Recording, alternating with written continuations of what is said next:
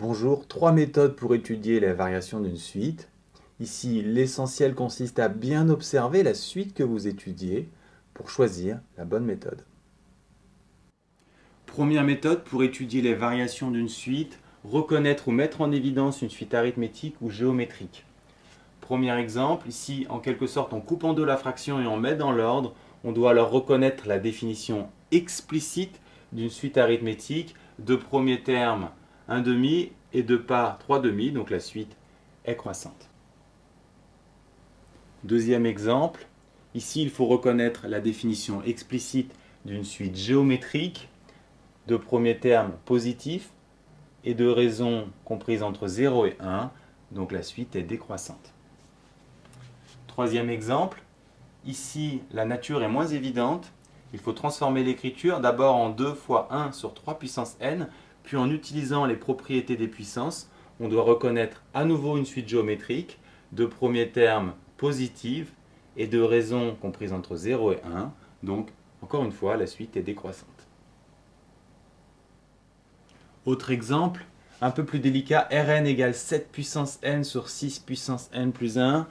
Pour résoudre ce problème, il faut se souvenir de cette formule que l'on applique au dénominateur, puis on utilise les formules des puissances pour constater qu'on a une suite géométrique de premier terme positif et de raison strictement supérieure à 1, donc la suite est croissante.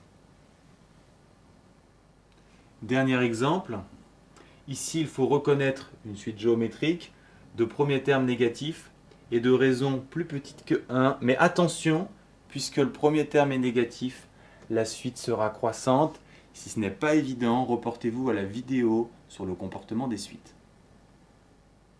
Deuxième méthode, si la suite est définie de façon explicite, alors la suite et la fonction associée ont les mêmes variations et donc vous pouvez utiliser la dérivation. Prenons un exemple, ici la fonction associée est la suivante, vous la dérivez, aucune difficulté, puis vous étudiez le signe de la dérivée et vous constatez que la dérivée est positive quand x est inférieur à 5 demi.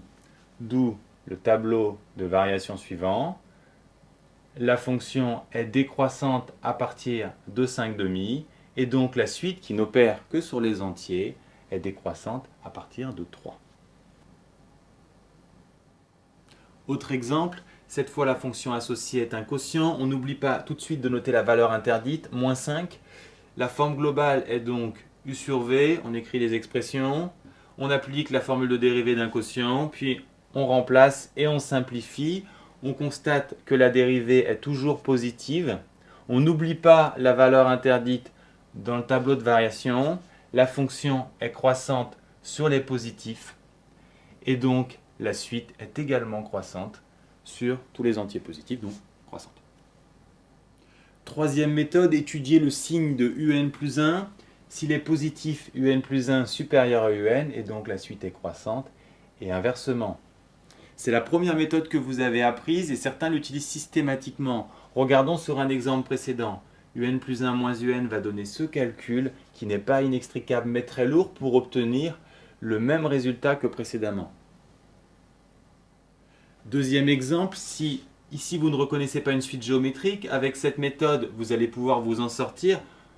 Étape par étape, vous allez obtenir un résultat positif et donc que la suite est croissante. Mais vous pouviez obtenir directement ce résultat en observant le premier terme positif et la raison supérieure à 1 d'une suite géométrique définie de façon explicite. Par contre, cette méthode est très efficace dans certains cas. Par exemple, pour cette somme, si je calcule Sn plus 1 moins Sn, les deux termes ne diffèrent que par 1 sur n plus 1, qui est positif, et donc la suite est croissante.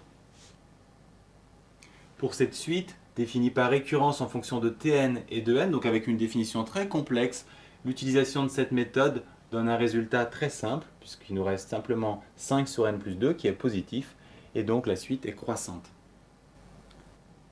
Ici, Wn égale 2 exposant n sur factoriel n. Je vous rappelle, factoriel 5, c'est 5 fois 4 fois 3, etc. jusqu'à 1. Donc l'opérateur factoriel ne travaille que sur les entiers. Donc il est impossible d'associer une fonction, même si on a une définition explicite. Impossible donc d'utiliser la méthode de dérivation. On va donc appliquer notre troisième méthode. Wn plus 1 moins Wn donne cette différence que l'on va chercher à factoriser. Ici, pensez bien à appliquer les deux formules suivantes. La première, vous la connaissez. La seconde, à retenir absolument, n plus 1 factoriel, c'est n plus 1 fois factoriel n. On applique ici cette formule. On va alors factoriser par 2 exposant n sur factoriel n pour obtenir ce résultat. Vous allez ensuite mettre au même dénominateur, puis simplifier. Ici, il faut constater que les trois facteurs sont positifs, donc Wn plus 1 moins Wn du signe de 1 moins n. Autrement dit, Wn plus 1 moins Wn négatif dès que n est supérieur à 1. Et donc, la suite est décroissante à partir de 1.